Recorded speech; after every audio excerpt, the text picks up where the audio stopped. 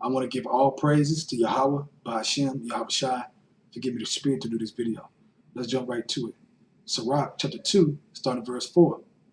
Whatsoever is brought upon thee, take cheerfully, and be patient when thou art changed to a lower state.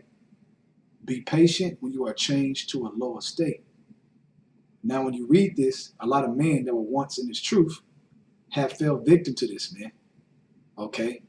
They wasn't patient. All right? They got offended in the Lord. They lost trust in the Lord. They lost faith in the Lord. Why? Because of things that were happening in their life. Okay?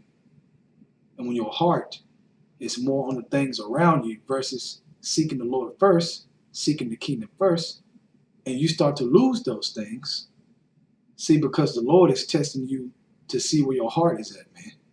Okay? To see where your heart is at. Because if your whole body is full of light, then you are going to be doing these things, taking it cheerfully, whatever is brought upon you. And that means whatsoever, man. And you have to always think about that, okay? When hell is breaking loose in your house. Verse 5, for gold is tried in the fire, an acceptable man in the furnace of adversity. Right. Gold is tried in the fire, man. Okay. The Lord is purifying you, man. He's refining you. All right. If you say you believe in this truth with all your heart, you believe in your Yahweh Shai, you trust in them, then you are that gold. And he is going to refine you to be better gold, man. To be more of a pure gold. All right. So he's going to try you, man, to see where your integrity is at. Verse 6, believe in him and he will help thee. Order thy way aright and trust in him. Order thy way aright, meaning keep your integrity. Okay? And trust in him. You can't just trust in him when everything's going good. All right? You got to be able to trust in him when things are going bad around you in your life. Because he's testing you to see if you trust in him that he is going to iron it out. That's why he said be patient when thou art changed to a lower state. Why? Because if you hold your integrity, Yahweh Shai will iron it out, man. All right? It never fails if you hold your integrity. Verse 7, ye that fear the Lord, wait for his mercy, and go not aside lest you fall. Right. So if you are brought down to a lower state, as it talks about in verse 4, then you have to wait for the mercy, man. Okay? Because the ultimate mercy is getting out of here. But from here until the Lord comes back, you got to be patient when you are brought to a lower state and things are not going your way in your life. And that mercy will come and iron it out. All right? Verse 8, ye that fear the Lord, believe in him and your reward shall not fail. Right? Believe in him and your reward shall not fail. Meaning he's going to iron it out, man. If you're doing the will, he's going to put certain things on you, man. You're going to have to be able to take it, man, and be a soldier. Period. Now let's go to Job chapter 2, starting verse 7. So went Satan forth from the presence of the Lord, and smote Job with sore boils from the sole of his foot unto his crown. Verse 8. And he took him a potsherd to scrape himself withal, and he sat down among the ashes. Then said his wife unto him, dost thou still remain thy integrity? Curse God and die. So there goes Satan using the woman, all right? Using the woman to get your mind on the other side, on Satan's side, man. Satan works through women, man, a lot, okay? You got to know that. So if you're married or something, you got a wife, and you're going through hell, okay, and she's feeling it, and she ain't got the faith, Satan's going to use her to convince you to panic, to be faithless, all right, and to curse your God, to curse your Yahweh Shai. You don't want to do that. But this is happening to Job right now, man. He was brought down to a lower state. And there's many other things when you read the story of Job that you know that happened to him. His kids dying, etc., man. So he's in the process of getting brought to a lower state. But if he's patient and hold on to his integrity, then the Lord will iron it out, okay? But he said unto her, thou speakest as one of the foolish women speakest.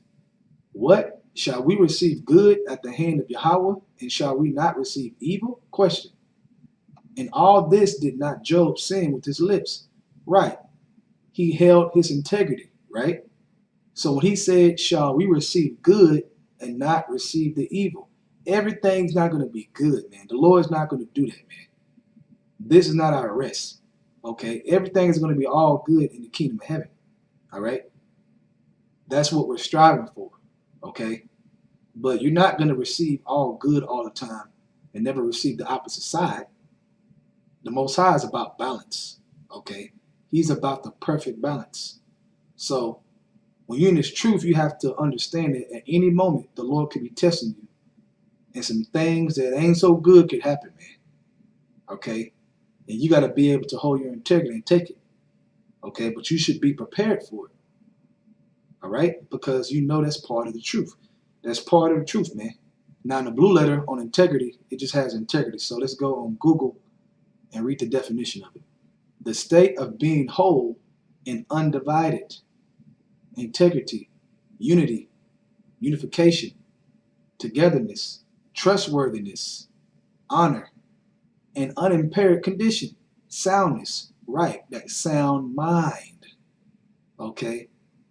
Though all hell is around you and ain't looking good, but you're still holding yourself together. You're not divided on your trust and your how about Shem Shai. You're keeping yourself together through your faith and through your trust. Okay? Holding your integrity. Now let's go to 2 Timothy chapter 1, verse 7.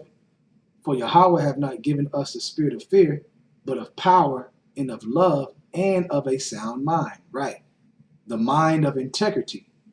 Okay. That's talking about the mind of integrity, man. And that's going to get you to the kingdom, man, holding that mind state. Okay. Because a lot of people in this truth, man, they don't count the costs and they start getting emotional. Okay. And they lose that sound mind. They lose it. Okay. They lose that faith. They lose that trust. Why? Because of things that are happening in their life. And you can't let that happen and expect to be holding on to the oil. Expect your light to be bright. No, you're going to be in darkness, man. Okay, and how great is that darkness, as the scripture says. All right?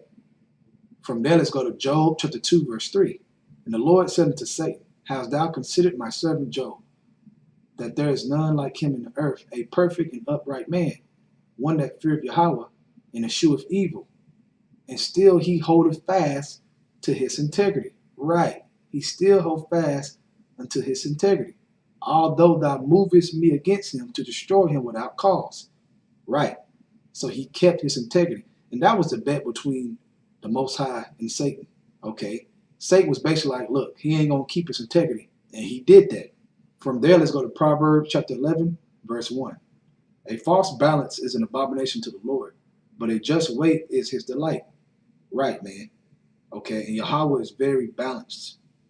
All right. He's very, very balanced. Now, when you go to Job 31, verse 6, let me weigh in an even balance that Yahweh may know my integrity. Right. So Job knew about that balance. That's why he said what he said to his wife. Shall we receive the good and not receive the evil? Right. A perfect balance, man.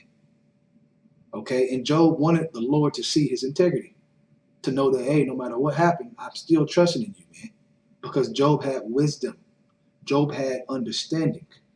And if you claim to have understanding in this time, you have to be the same way no matter what happens. I don't care what it is. Okay, it can be one of the worst things. Okay, but if you're alive and you're breathing, you better hold your integrity, man. You're going to have to if you want to get out of here. Otherwise, you can go back into the world because you were offended. Because you felt like the Lord wronged you, man. Therefore, you don't want to serve him anymore. You can't be like that. I got missiles written on it if you do that. A horrible death. Many stripes. From there, let's go to Proverbs chapter 11, verse 3. The integrity of the upright shall guide them, but the perverseness of the transgressor shall destroy them. So the first part of the verse, the integrity of the upright shall guide them. Right. Because with your integrity, what's going to be around you? The angels, because of your fear. And they're going to guide you, man. Yahweh Shem Shai is going to guide you through the angels, man. Okay. And that guide goes right to the kingdom of heaven, man. Right to them chariots. Where we want to be. We want to get that salvation, man. We want that final mercy. From there, let's go to Job chapter 42, verse 10. And the Lord turned the captivity of Job when he prayed for his friends.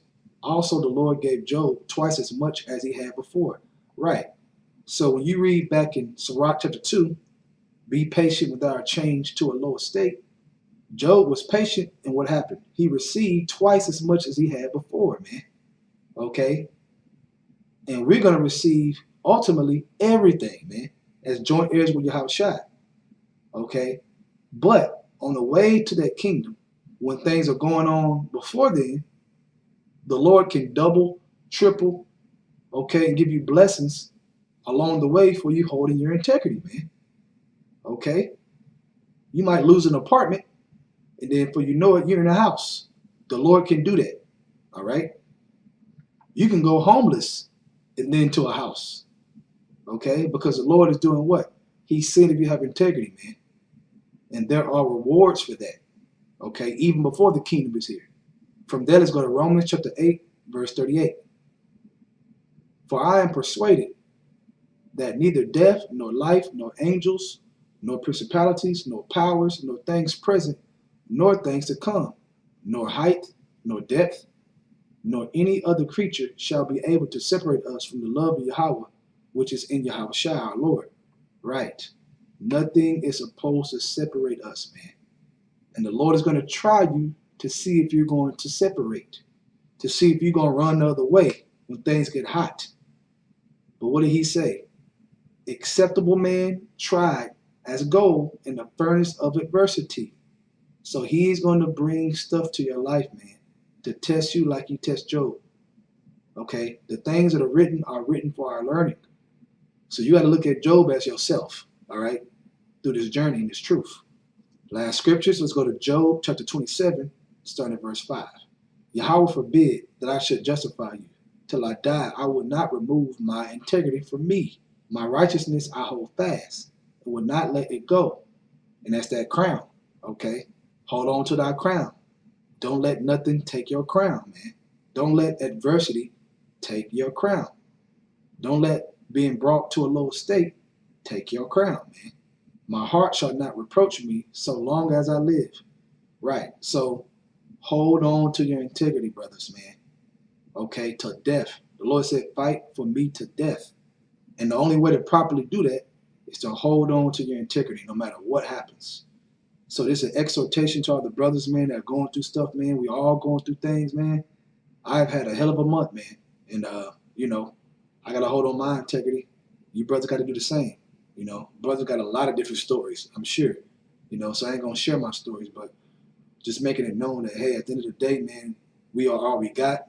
And we got to build with each other continuously until the Lord come back, man. Until everything is said and done, okay? And the only way to do that is to hold on to your integrity.